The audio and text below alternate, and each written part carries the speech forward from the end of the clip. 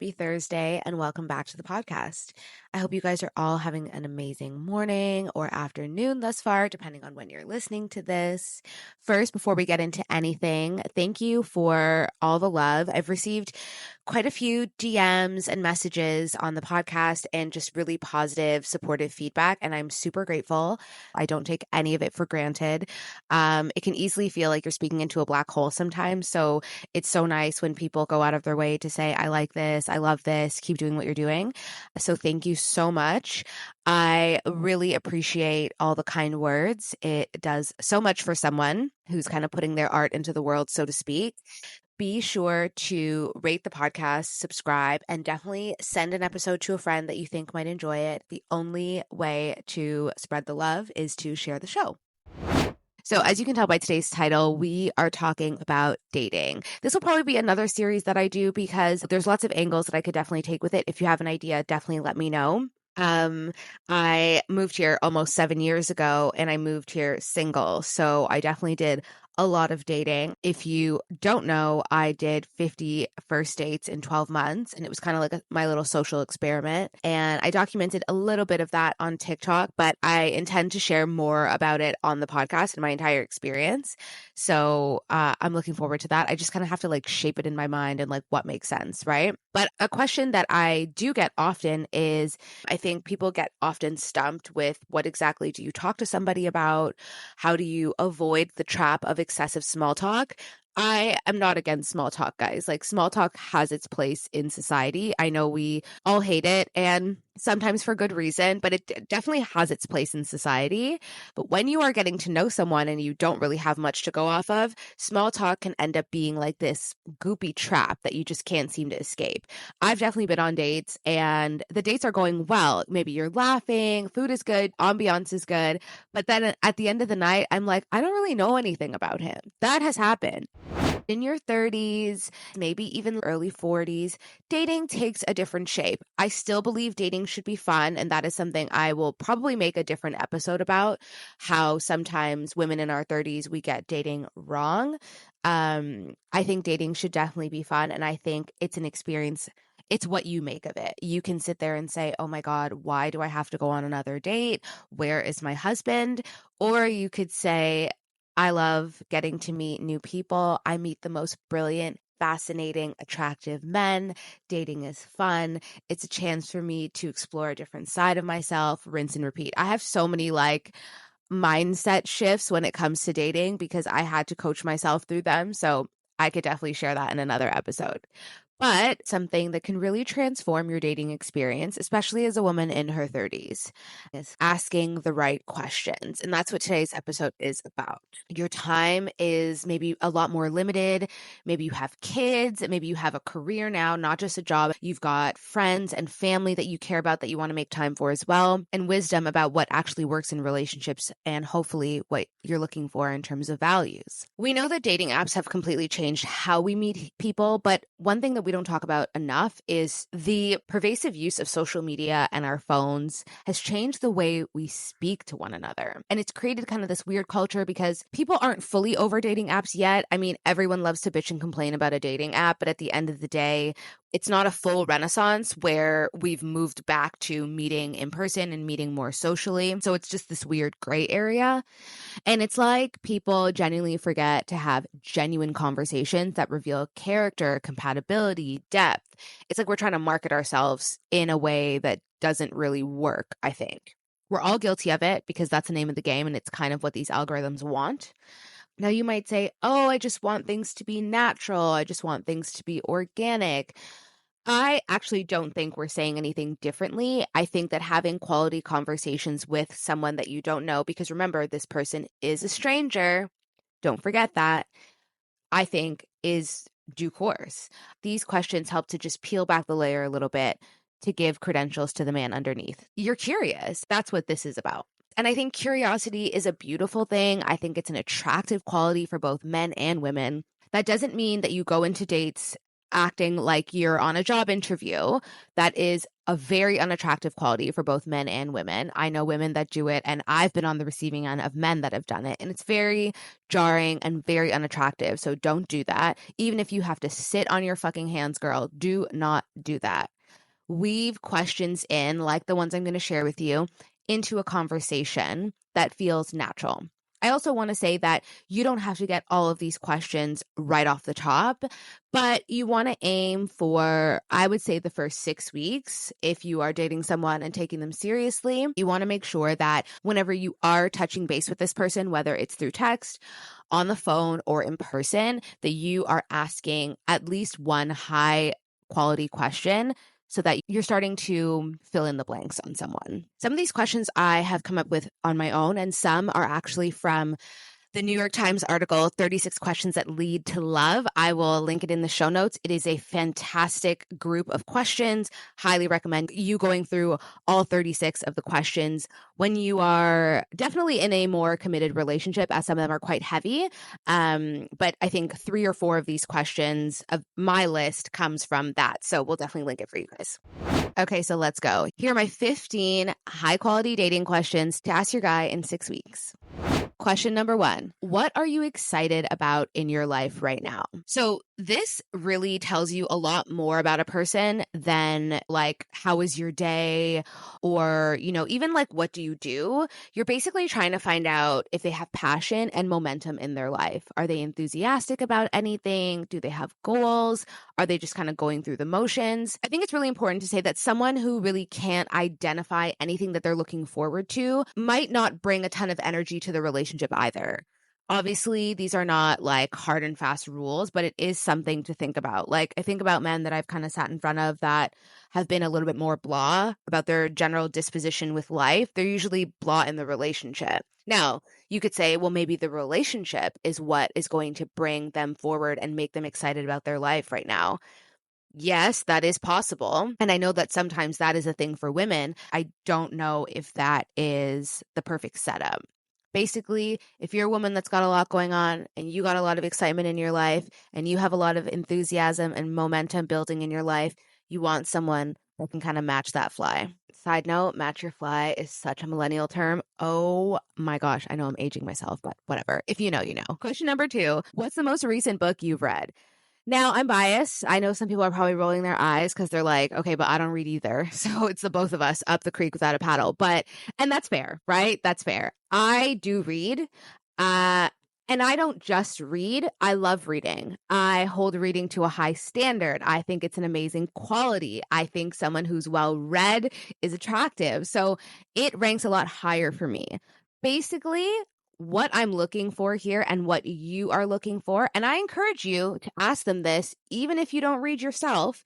You're not looking for brilliance here necessarily.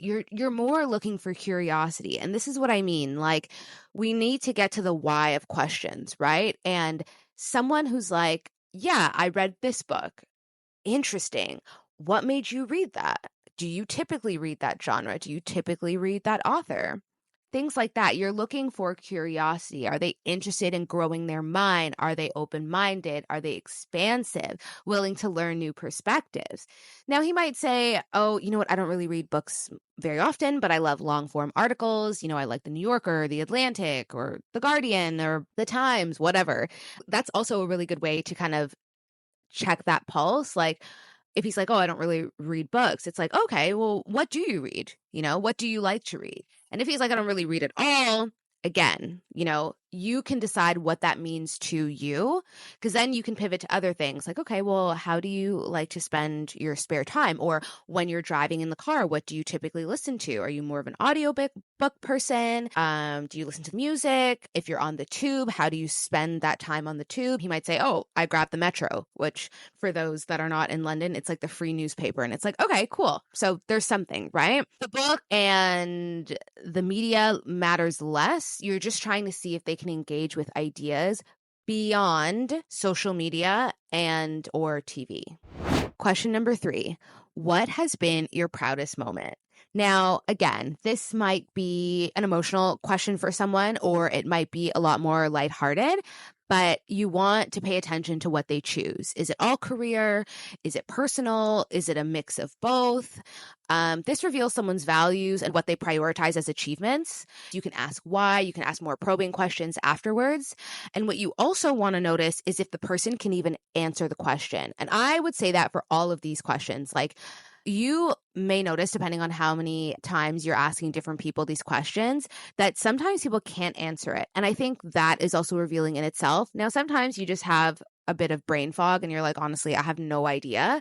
But I think when people are just kind of like, I'm not sure, I don't know, and they kind of just shut down, honestly, without painting a broad stroke, that is probably someone who will shut down when it comes to emotional topics often. So it's something to think about. Category number 2, emotional intelligence and accountability. Question number 4, when was the last time you apologized and what was it for? This is great. This is great. And also, as a woman, make sure you can answer this question for yourself. So obviously, it's gold for seeing if they take responsibility and accountability for their actions, how they handle being wrong. You want to look for someone to say, I can't remember, or even worse, well, I don't know if it's worse, but being able to answer it, but then deflecting, like, oh, I said sorry for this, but XYZ. There should be no buts, right? If you were wrong and you apologized, you should be able to be like, yeah, I apologize. I really fucked up. I was having a bad day. And that was it. Great. That's great. You want someone who can actually answer the question and take 100% responsibility in the situation and not deflect. Question number 5, when did you last cry in front of another person or alone? So this is a really good question, and it's definitely going to catch a man off guard. Like, it is, unless you know he's maybe more on the sensitive side, it's definitely going to catch him off guard. And sometimes I just like to just throw random stuff at a guy and just see how he reacts, because why not? This is what I mean by dating is fun. It's like, how are you guys not having fun? Like, sometimes I'm just saying wild stuff and just like gauging their reaction. The reaction is like the best part, and not like insulting stuff, but just throwing it out there. Like, maybe he's been on a lot of dates this week too, and he's answered the same questions 5 times. So I got to be different, you know? But when did you last cry in front of a person or alone? Obviously, this is about emotional openness and being comfortable with vulnerability. Like, you might be like, oh, I don't want to know that. That's like too personal, or I don't want to share. And that's fine. But you do want a man that can access his emotions, right? Most women I know can access their emotions, like all different ranges. So I want a man that can access his emotions too, because we all have them. We're both human.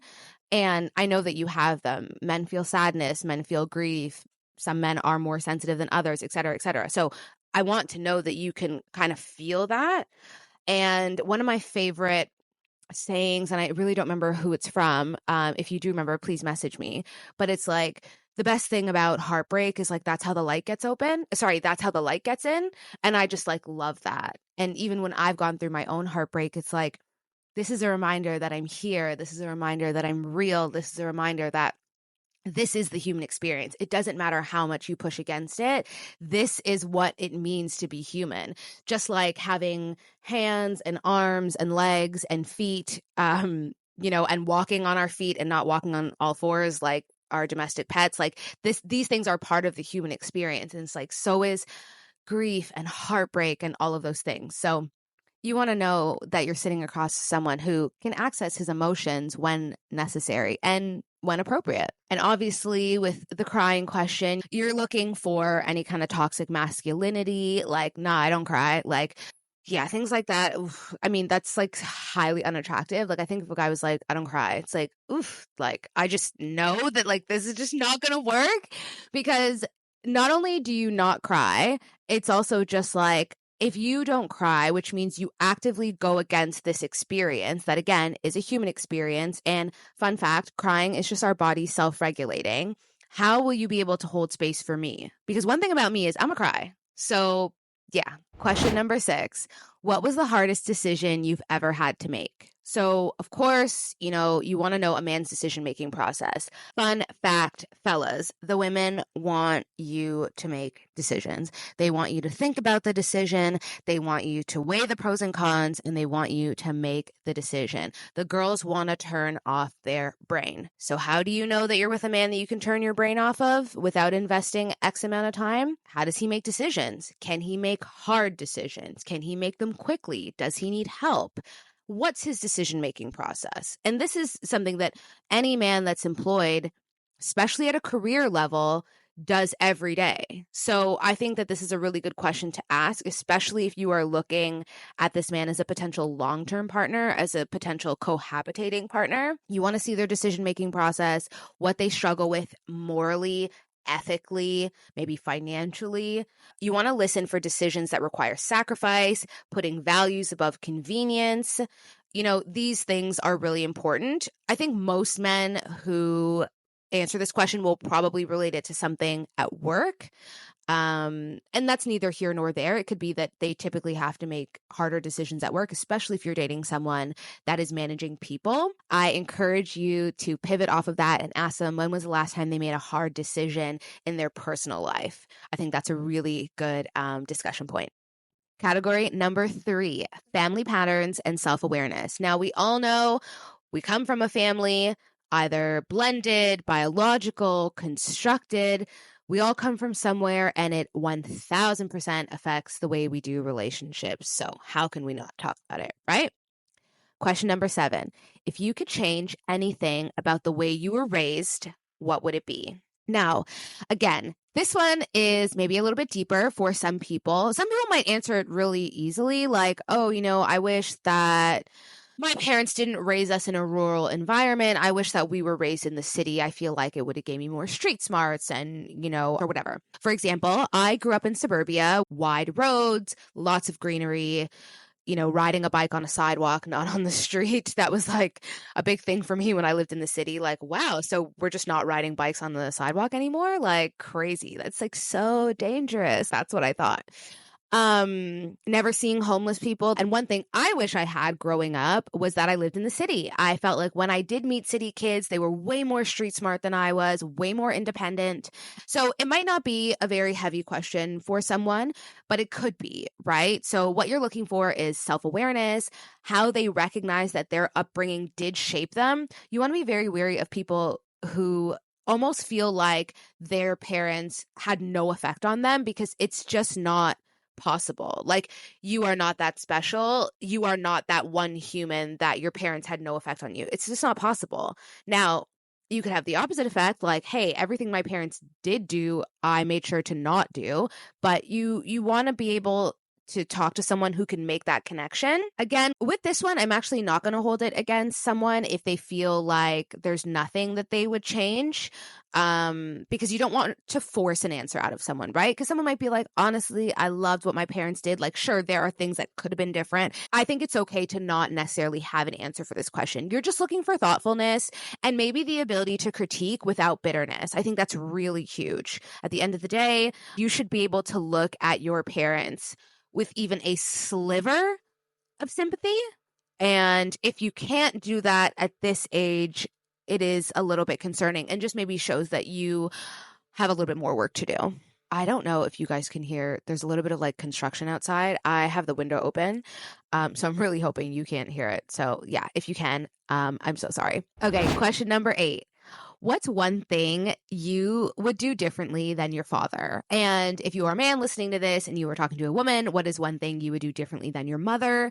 And this is better than just saying, how's your relationship with your mom? How's your relationship with your dad? They force someone to kind of dig deep and be thoughtful. You're trying to see their relationship with the male role models in their life and the conscious choices about masculinity. What's important to notice is if they're unable to identify differences, or if they're extremely negative without any type of like resolution or common ground.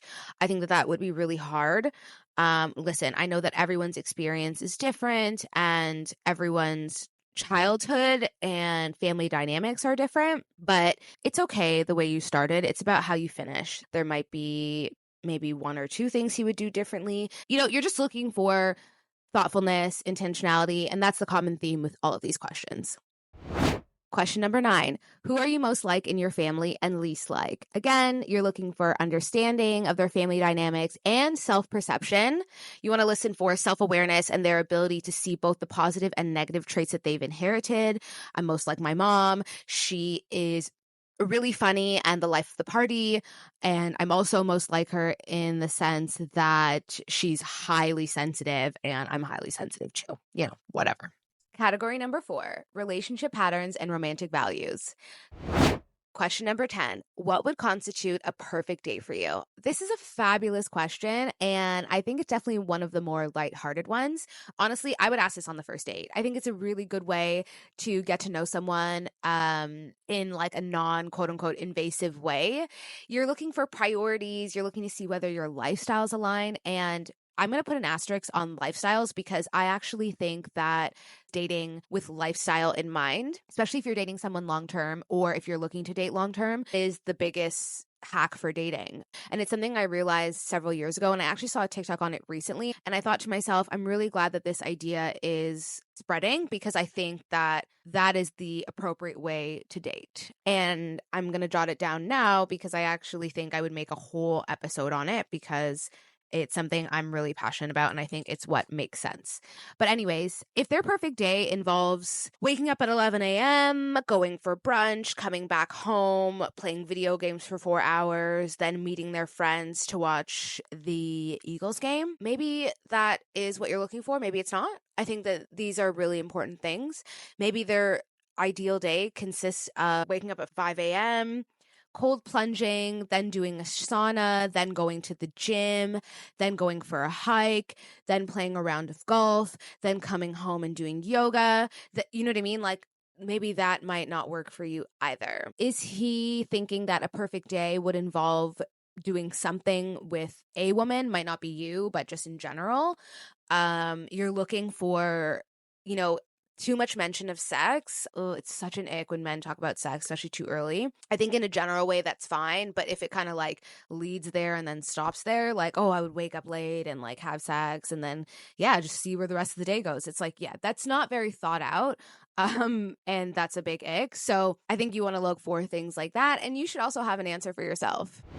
Question number 11. This is an OG of mine, and it's one of my favorite questions to ask a man. What is the most romantic thing you've ever done for a woman? Guys, I used to ask this on dates all the time. First date, second date, I didn't even care. Like, this is a great question. I love this question. For all of my lover girls out there, all of my romantic people out there, you need to answer this question. I will say I've had a few men pivot it back to me, which one I think is an ick, two I think is lame, because romance for a woman is not the same as romance for a man. Listen, I don't make the rules, but I know sure as fuck how to play the game. Romance for a woman is not the same as romance for a man. What men value is not the same as what women value. This is a real thing, right? If I ask a man what is something your woman could do for you in a romantic sense, one, I think a lot of them would be stumped. And two, I would have to really think about what they would answer because, like, outside of sex, I honestly don't know what they would say.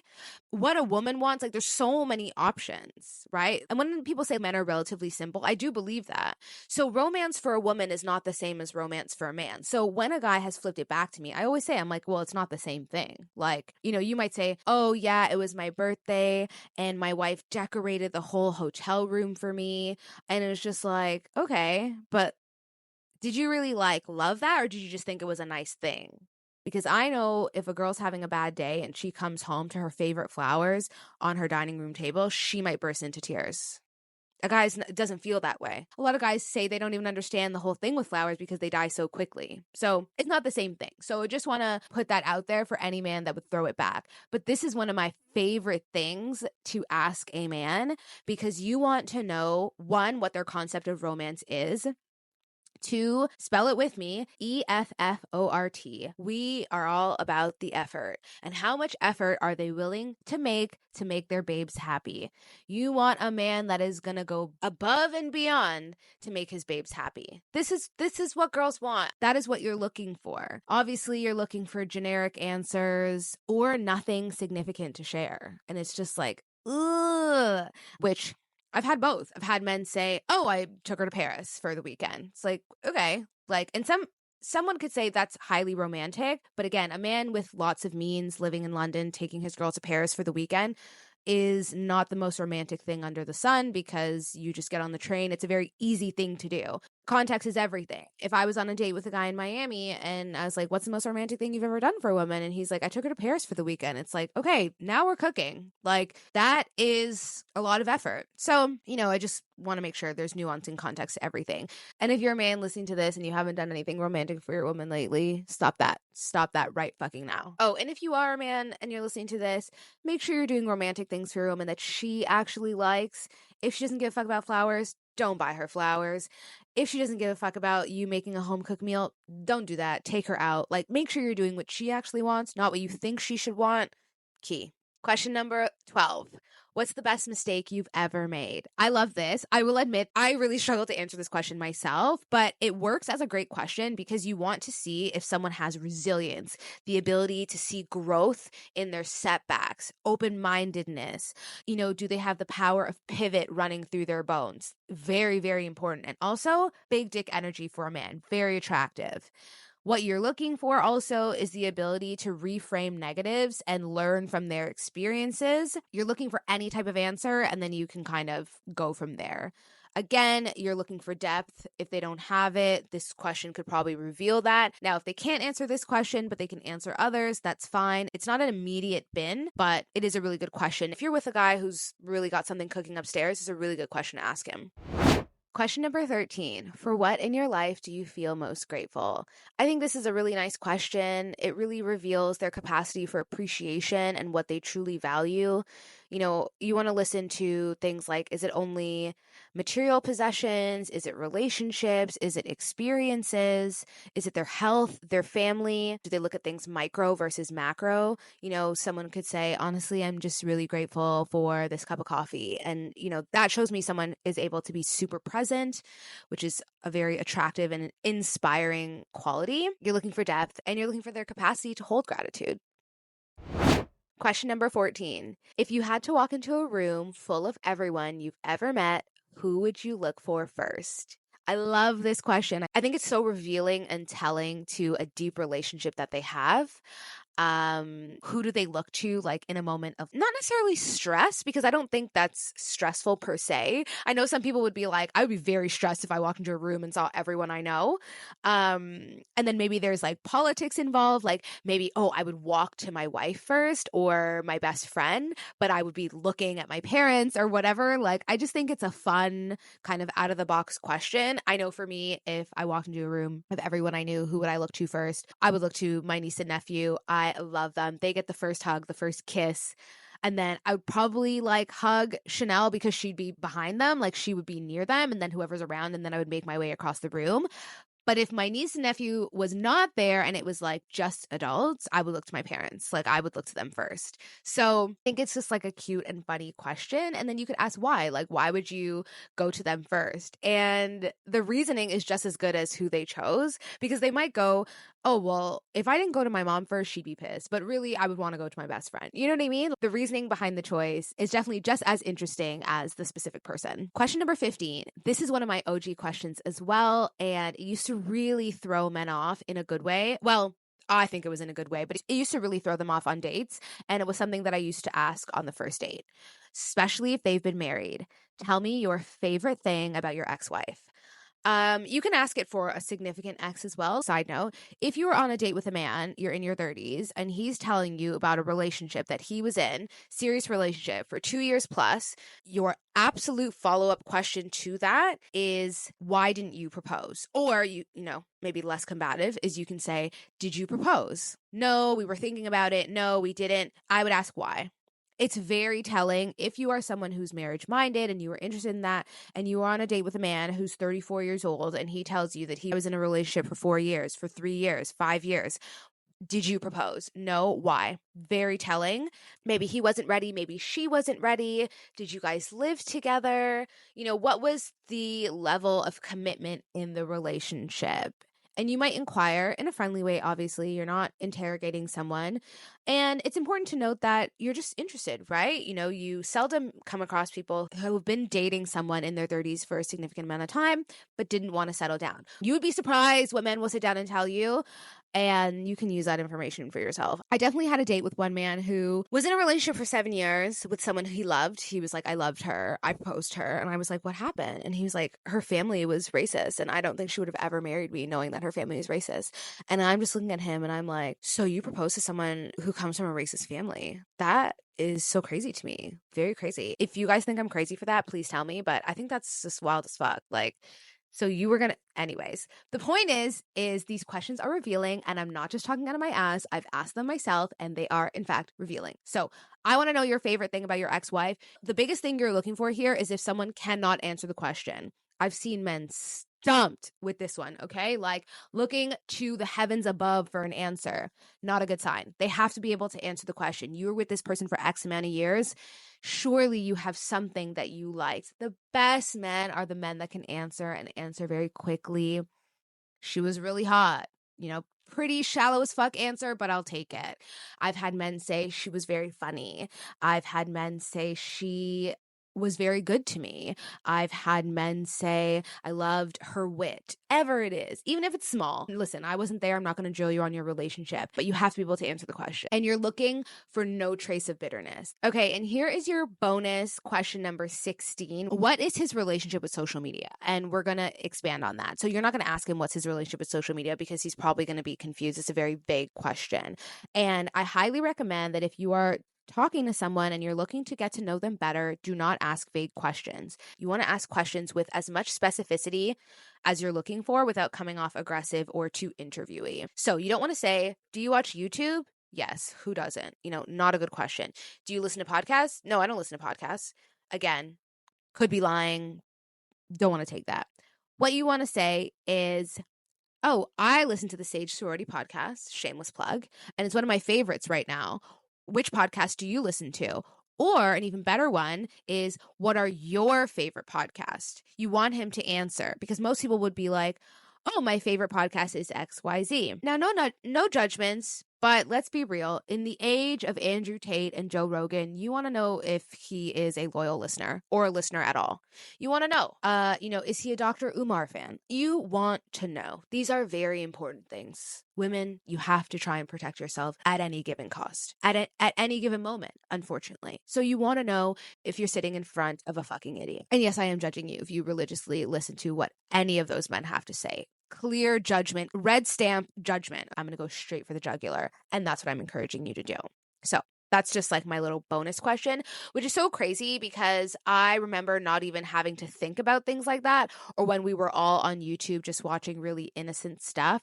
But there is its own subculture of subculture on YouTube that is inherently evil and harmful to women. So stay woke. You need to know if any guy that you're associating it takes those things and is adding to their subscriber count and adding to their view count. Very important. So those are my 15, with the bonus, 16 questions. Obviously, I'm not suggesting that you sit down with this list and interrogate your date. It's very unattractive, but the key is to weave these questions naturally into conversation. Feel free to share your own first to create that air of vulnerability. I share, you share, but you don't always have to. You're not looking for perfect responses, ladies. You're just looking for things like, can they access their feelings? Can they articulate what they're feeling? Do they take responsibility for their actions?